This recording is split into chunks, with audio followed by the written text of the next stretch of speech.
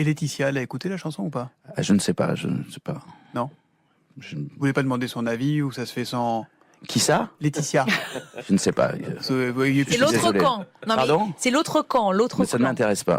Moi, je parle avec des gens positifs. À 60 ans, Pascal Obispo vient de franchir une ligne qu'il n'avait jamais osé traverser. L'homme qui a composé l'un des plus grands tubes de Johnny Hallyday ne se tait plus. En juin 2025, il a lâché une bombe en qualifiant ouvertement Laetitia Hallyday de pseudo-compagne du rocker. Ce terme n'est pas un accident. C'est une attaque frontale, calculée, assumée. Pendant des années, Pascal a gardé le silence sur son éviction brutale de l'entourage de Johnny, sur ce qu'il appelle une véritable manipulation. Mais aujourd'hui, les gants sont tombés. Il a choisi son camp, celui de David et Laura, et ce qu'il révèle va bien au-delà de ce que vous imaginez. Pour comprendre pourquoi les déclarations de Pascal font autant de bruit, il faut revenir à la fin des années 90. À cette époque, Johnny Hallyday cherchait un nouveau souffle. Il voulait quelque chose de différent, quelque chose qui marquerait les esprits. Pascal Obispo, déjà reconnu pour son talent, reçoit alors l'appel qui va changer sa vie. Johnny veut travailler avec lui, pas juste pour une chanson, mais pour un album entier. En 1998 sort « Ce que je sais », un projet qui deviendra l'un des plus grands succès de Johnny. Sur cet album figure « Allumer le feu », un titre dont Pascal a composé la musique avec Pierre Giaconelli, tandis que Zazie a écrit les paroles, le morceau va littéralement exploser. Il devient instantanément culte, chanté dans tous les stades de France, repris en chœur par des milliers de fans 27 ans plus tard. On l'entend encore. Pascal n'a pas juste offert une chanson à Johnny, il lui a donné un hymne. Mais au-delà du succès commercial, quelque chose de plus profond se crée entre les deux hommes. Johnny et Pascal développent une vraie complicité, une connexion artistique rare. Ils partagent la même exigence, la même passion. Johnny respecte Pascal pour son talent, mais aussi pour sa franchise. Le rocker n'aimait pas les gens qui lui lèchent les bottes. Il voulait des collaborateurs qui osent lui tenir tête. Ce qui marque cette relation, c'est l'intimité que Johnny recherchait avec Pascal. Le rocker lui demandait souvent de travailler seul avec lui, loin de ce qu'il appelait « la smala ». Cette expression en dit long. Johnny voulait échapper à l'entourage permanent. Aux conseillers, aux proches qui gravitaient constamment autour de lui avec Pascal, il pouvait être lui-même, sans filtre, sans masque. Et puis il y a cette phrase que Johnny a confiée à Pascal, une phrase qui résonne encore aujourd'hui avec une tristesse particulière. Dans la vie, on est toujours seul. Ces mots, prononcés par l'homme le plus entouré de France, révèlent une solitude profonde. Johnny, malgré la gloire, malgré les millions de fans, malgré les proches qui se disaient dévoués, se sentait seul. Pascal était l'une des rares personnes avec qui il pouvait partager cette vérité. Travailler avec Johnny n'était pas une partie de plaisir. Le rocker avait la réputation d'être exigeant, parfois difficile, et il testait systématiquement ses collaborateurs. Pascal l'a appris à ses dépens lors d'une session d'enregistrement qui aurait pu tout faire basculer. Ce jour-là, ils sont en studio, l'ambiance est tendue. Johnny n'est pas satisfait de ce qu'il entend, et il commence à chanter d'une manière que Pascal qualifie de « un peu pas à fond », pas avec l'intensité qu'on attend du rocker français. C'est comme s'il testait Pascal, pour voir jusqu'où il pouvait aller, pour voir si le compositeur oserait le remettre en question. Pascal ne se laisse pas impressionner. Il sait que si Johnny ne donne pas tout, l'enregistrement sera médiocre. Et il n'est pas là pour faire de la médiocrité. Alors il sort du studio, appelle son agent et lui dit qu'il a peut-être fait une erreur en acceptant de faire tout l'album. Il redescend et voit Johnny en train de manger une banane. Le rocker le regarde en souriant, se balançant sur sa chaise. Cette image va rendre Pascal fou de rage. Il demande à tout le monde de sortir. Et là, seul face à Johnny, il lâche une phrase que peu de gens auraient osé prononcer. Maintenant, tu vois ton album, tu vas le faire tout seul, parce que moi je vais me casser, parce que si tu ne me donnes pas Johnny Hallyday, moi je n'en ai rien à foutre. Le silence tombe dans le studio.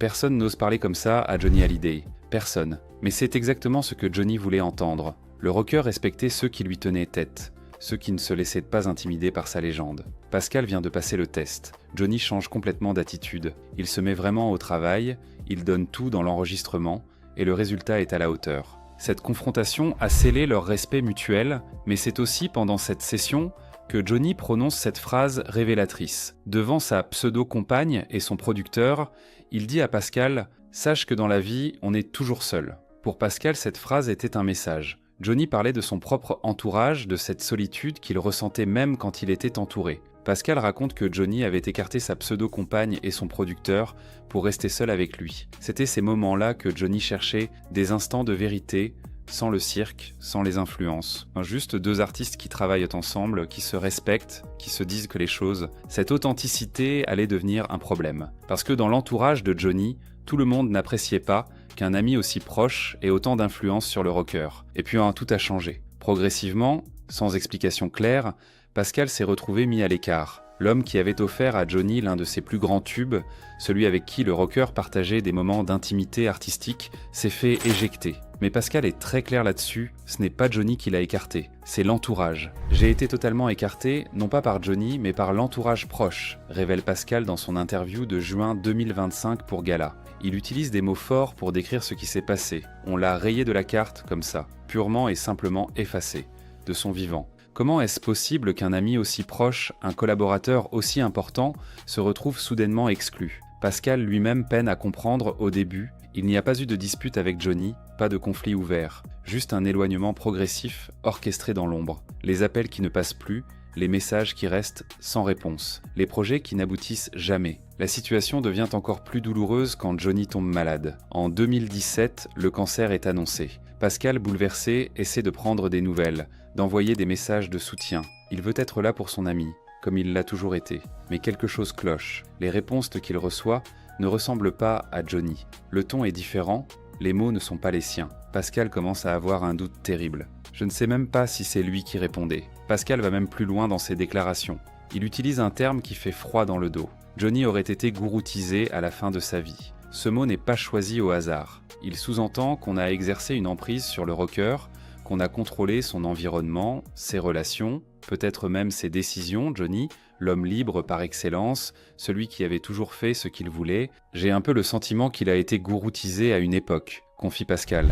Johnny avait ce défaut de répéter tout ce que je lui disais. Résultat, Pascal a été éloigné. Ça a été dur pour moi, je l'avoue. J'étais triste, ça me manque. Il était comme un père pour moi. Cette mise à l'écart a des conséquences qui vont bien au-delà de l'amitié. Pascal remarque qu'il est quasiment pas dans les livres, les bios, certains documentaires, alors que nous étions proches, que j'ai réalisé un de ses albums. On efface son existence de l'histoire officielle de Johnny comme s'il n'avait jamais compté. Mais Pascal n'était pas le seul à observer ce qui se passait. Il était témoin d'autres choses, des choses qui allaient préparer le terrain pour la bataille d'héritage qui allait suivre. Pascal raconte des repas familiaux où l'ambiance était insoutenable, des dîners où des propos déplacés, blessants, étaient tenus devant tout le monde.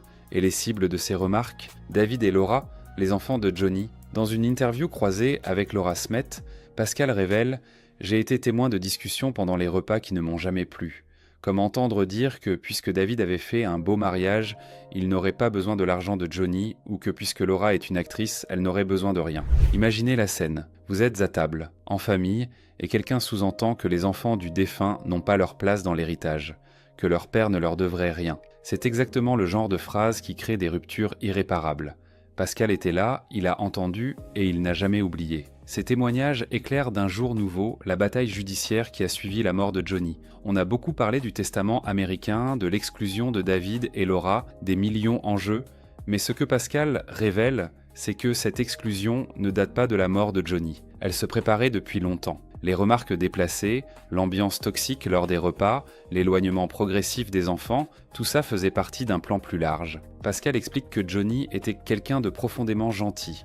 Il n'aimait pas les conflits. Il laissait faire, il déléguait, une forme d'abandon des problèmes. Quand il rentrait chez lui, il voulait être tranquille. Cette gentillesse, cette volonté d'éviter les conflits, a permis à certains de prendre le contrôle. Johnny laissait faire pour avoir la paix. Et pendant ce temps, on préparait l'avenir, on installait l'idée que David et Laura n'auraient besoin de rien, qu'ils iraient très bien sans l'héritage paternel. Pour Pascal, voir son ami manipulé de cette manière était insupportable. Mais le pire était encore à venir. En juin 2025, Pascal Obispo franchit un cap. Dans une interview qui fait l'effet d'une bombe, il ne prend plus de pincettes. Quand on lui parle de Laetitia Hallyday, il la qualifie ouvertement de pseudo-compagne de Johnny, pas la compagne, mais pseudo-compagne. Ce terme n'est pas un accident de langage. C'est un choix délibéré, pesé, assumé. En un seul mot, Pascal remet en question la légitimité même de Laetitia dans la vie de Johnny. C'est une attaque frontale sans ambiguïté. Dans l'émission Décibel sur ICI Radio, Pascal raconte l'histoire de l'enregistrement et mentionne comment Johnny avait écarté sa pseudo-compagne et son producteur qu'on aime tant. L'ironie dans cette phrase est palpable. Qu'on aime tant. Pascal ne cache pas son mépris. Pour lui, Laetitia n'était pas une vraie compagne. Elle faisait partie du problème, de cet entourage qui étouffait Johnny, qui l'isolait de ses vrais amis. Mais Pascal ne s'arrête pas aux mots, il passe à l'acte. En 2025, il sort un titre hommage à Johnny intitulé « Appelle-moi Johnny, et qui apparaît dans le clip? Laura Smet, uniquement Laura. Pas Laetitia, pas Jade ni Joy. Juste Laura. Ce choix n'est pas le fruit du hasard. C'est un positionnement assumé. Laura d'ailleurs ne s'y trompe pas. Elle déclare publiquement que Pascal fait partie de la famille. Dans une famille déchirée, où les camps sont clairement définis, dire que quelqu'un fait partie de la famille, c'est l'adopter officiellement dans son clan. C'est reconnaître sa loyauté, son soutien, son authenticité. Pascal explique son choix sans détour. On est obligé de choisir son camp. On est obligé de choisir son camp quand on a du bon sens. On n'a même pas à le choisir. On sait quel camp on choisit. Il rend hommage à David Hallyday. Moi, j'ai toujours été pote avec David. On a chanté ensemble. On s'est marré ensemble. Je trouve que cet homme est très digne et quand je l'ai vu à l'enterrement de son papa, je l'avais appelé pour lui dire que je le trouvais vraiment formidable. J'ai vu toutes ces pleureuses tout autour qui n'étaient même pas de la famille et lui était là, super digne. Cette alliance entre Pascal, David et Laura va au-delà du symbolique. Pascal refuse que l'histoire de Johnny soit réécrite par ceux qui l'ont manipulé à la fin de sa vie. Il refuse que les documentaires, les biographies, les hommages officiels soient contrôlés par un camp qui a tout intérêt à présenter une version édulcorée des faits. D'ailleurs, Pascal maintient aussi son amitié avec Eddie Mitchell, une autre légende de la musique française, et un proche de longue date de Johnny. Eddie aussi a pris le parti de David et Laura. Ces vieux complices du rocker se serrent les coudes. Ils savent ce qui s'est vraiment passé, et ils refusent le silence. Ce qui choque le plus Pascal, ce n'est pas juste d'avoir été écarté, c'est ce qui s'est passé après la mort de Johnny. Il le dit clairement, « J'ai été très choqué par ce qui s'est passé après sa mort ». La bataille juridique autour de l'héritage de Johnny Hallyday est l'une des plus médiatisées et des plus sales de l'histoire du showbiz français. Et Pascal a regardé tout ça de l'extérieur, impuissant, révolté. Les faits sont connus. Johnny décède le 5 décembre 2017 à Marne-la-Coquette, dans sa résidence La Savannah, située dans les Hauts-de-Seine. Quelques jours plus tard, on découvre qu'il a rédigé un testament américain qui exclut totalement David et Laura. Tout va à Laetitia ainsi qu'à Jade et Joy. David et Laura se retrouvent avec rien. Pascal fait partie de ceux qui n'y croient pas une seconde. Il connaissait Johnny. Il savait à quel point le rocker aimait ses enfants. Johnny et David n'avaient pas qu'une relation père-fils, ils étaient amis, complices. Alors comment imaginer qu'il ait pu consciemment décider de le déshériter complètement ? Pour Pascal, la réponse est évidente. Johnny n'était plus en état de prendre ce genre de décision. Ou alors, on a exercé une pression énorme sur lui pour qu'il signe ce testament. Le cancer avait affaibli le rocker, les traitements l'avaient épuisé. Dans cet état de vulnérabilité, quelqu'un a pu profiter de la situation. Les allusions de Pascal sont limpides. Il parle de manipulation, de contrôle, d'isolement. On a volontairement coupé Johnny de ses vrais proches pour mieux le manipuler. On a éloigné les amis fidèles comme Pascal. On a créé des tensions avec David et Laura. Et dans cet environnement contrôlé, on a fait signer à Johnny un testament qui dépouillait ses propres enfants. Pascal assume totalement sa prise de position. Moi, j'ai toujours été fidèle et honnête avec lui, tout comme Eddie Mitchell, et ce n'est pas un hasard si nous sommes tous les deux proches de David et Laura. Les vérités ne sont pas bonnes à dire, mais moi, je m'en fiche, j'ai 60 ans et à un moment, j'assume mes propos ici dans cette interview. Cette phrase est capitale. À 60 ans, Pascal n'a plus rien à perdre. Il a décidé que la vérité valait plus que sa tranquillité, et cette vérité passe par le soutien indéfectible aux enfants de Johnny. 7 ans après la disparition de Johnny Hallyday, Pascal Obispo a choisi de briser le silence, et ce qu'il révèle est explosif. En qualifiant Laetitia de pseudo-compagne, en parlant de Johnny gouroutisé, en racontant les repas toxiques et les remarques déplacées sur l'héritage, Pascal peint le portrait d'une manipulation en règle. Ce que Pascal dénonce, ce n'est pas juste une question d'argent ou de testament. C'est quelque chose de beaucoup plus grave. C'est l'isolement progressif d'un homme vulnérable, la mise à l'écart de ses vrais amis, la préparation psychologique d'un déshéritage et finalement la réécriture de son histoire. À 60 ans, Pascal Obispo a compris que le temps était compté pour dire la vérité. Il refuse que l'histoire officielle de Johnny soit celle d'une veuve courageuse et d'enfants cupides. Il connaît une autre version, celle d'un homme manipulé, d'amis fidèles écartés et d'enfants trahis. En choisissant ce camp, Pascal s'expose. Il sait qu'il va être critiqué, attaqué, peut-être même poursuivi, mais il s'en fiche. La vérité vaut plus que sa paix personnelle, et cette vérité, il la porte maintenant haut et fort. Ce que Pascal révèle sur Laetitia Hallyday, c'est qu'elle n'était pas juste la compagne de Johnny. Elle était, selon lui, au centre d'un système qui a fini par isoler le rocker de tout ce qui comptait vraiment pour lui, ses enfants, sa liberté. Le combat de Pascal n'est pas terminé. En sortant « Appelle-moi Johnny » avec Laura Smet, en donnant ses interviews choc, en utilisant le terme pseudo-compagne, il lance un message clair. L'héritage de Johnny n'appartient pas à une seule personne. Il appartient à ceux qui l'ont vraiment aimé, vraiment connu, vraiment respecté. Et parmi ces gens-là, il y a Pascal Obispo, un homme qui, à 60 ans, a décidé que certaines vérités devaient être dites, quoi qu'il en coûte.